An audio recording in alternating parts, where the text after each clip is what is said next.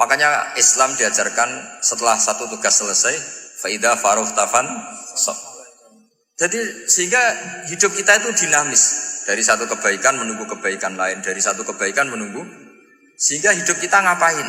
Nunggu satu kebaikan. Ini sudah masuk faman kanat hijratuhu ilallahi wa rasulih fa hijratuhu ilallahi wa rasulih. Sehingga orang bayangkan kalau kita direkam Allah, Gusti kula ampun mati nak dereng sugih.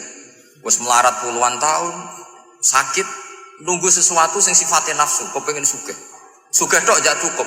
Tahu burono wong sing tahu ngenyek ndekne lho, itu kan urung-urung wis dendam. Saya belum mau mati sebelum kaya dan buruhkan orang yang pernah melecehkan saya. Wis ngono akhirnya mati urung sugih. Berarti wis fakir matine hasud. Wah itu ngenes dunia akhirat kan kira-kira seperti itu.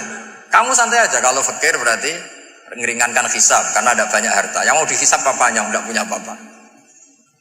Jadi saya mohon sekali ya, Islam itu mengawal kebahagiaan.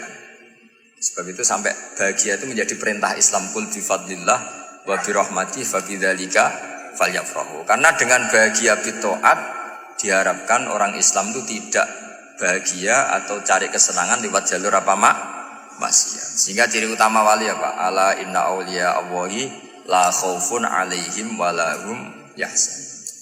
Sehingga ulama dulu itu rileks-rileksnya, termasuk yang saya ceritakan tadi, Imam Ahmad, Imam Syafi'i, itu melihat apa saja rileks. Ya tadi kalau disenangi orang ya barokah, punya kawan kebaikan, nak dineng ya barokah dineng di gedingi tonggo rada utang, ngeranjuk tulung gitu. Jadi rileks saja. Masyhur itu Imam Syafi'i ngendikan, waman asaa ilaika faqad atlakoka. Orang yang berbuat buruk sama kamu, hakikatnya adalah membebaskan kamu. Atlaqo itu apa? Membebaskan. Enak gak jadi hidup gitu? Kalau kamu kan enggak, kok gedeng aku salahku apa? Malah kamu ujub tuh, orang kok gak tahu salahnya. Kamu jadi suami, istrinya ngomel, kurang apa saya sebagai suami? Ya kurang banyak, enggak ganteng, enggak kaya, enggak ini. Malah kalau diterangkan malah parah toh. Ya sudah rileks saja, kalau dia ngomel ya tadi alhamdulillah dapat pahala tanpa apa? Biaya.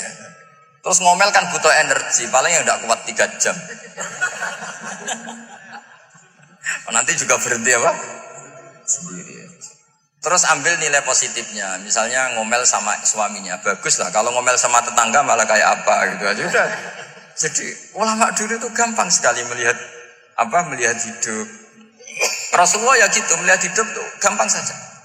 Ketika tanya, ya Aisyah apa ada sarapan? Tidak ada ya Rasulullah, ya sudah saya tak puasa. Jadi enteng saja. Kadang-kadang beliau ingin puasa, ya puasa sunat, ada sarapan nggak jadi puasa. Rileks. Nabi itu rileks. Kalau ngajari kebaikan juga rileks. Nah sekarang itu banyak orang yang karena mungkin kurang baca, Islam itu kayak menjadi aturan yang bengis, yang repot, yang mengekang. Itu tidak seperti itu. Yuridu wa bikumul yusra wala yuridu bikumul usra. Allah menghendaki agama ini mudah. Sehingga ada sahabat di Imami Mu'ad itu baca Baqarah. Sahabat ini pekerja petani, mufarokoh ditinggal. Ketika Mu'ad lapor, ya Rasulullah ini ada orang munafik, tengah-tengah sholat mufarokoh saya ditinggal. Yang disalahin itu tidak yang ninggal tapi Mu'ad. Afattanun anta ya Mu'ad, kami itu tukang fitnah. Masa ngimami petani pakai surat Baqarah? Jadi yang disalahkan ini imamnya. Kalau kamu jadi imam, sholatnya ya yang cepat. Makanya terus banyak orang kecepatan karena tadi. Jadi Nabi itu enteng sekali.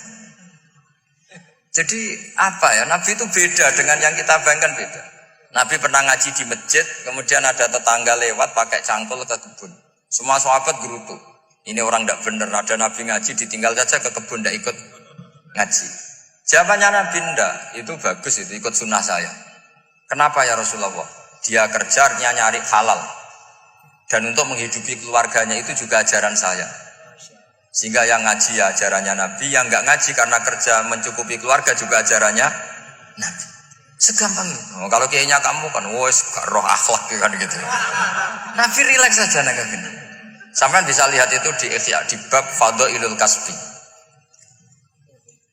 Makanya ini penting sekali supaya orang itu berpikir Islam atau mendakwakan Islam itu berdasar sanad ya yang muttasil yang pernah dilakukan Rasulullah Shallallahu Alaihi Wasallam. Semoga barokah. Assalamualaikum warahmatullahi wabarakatuh.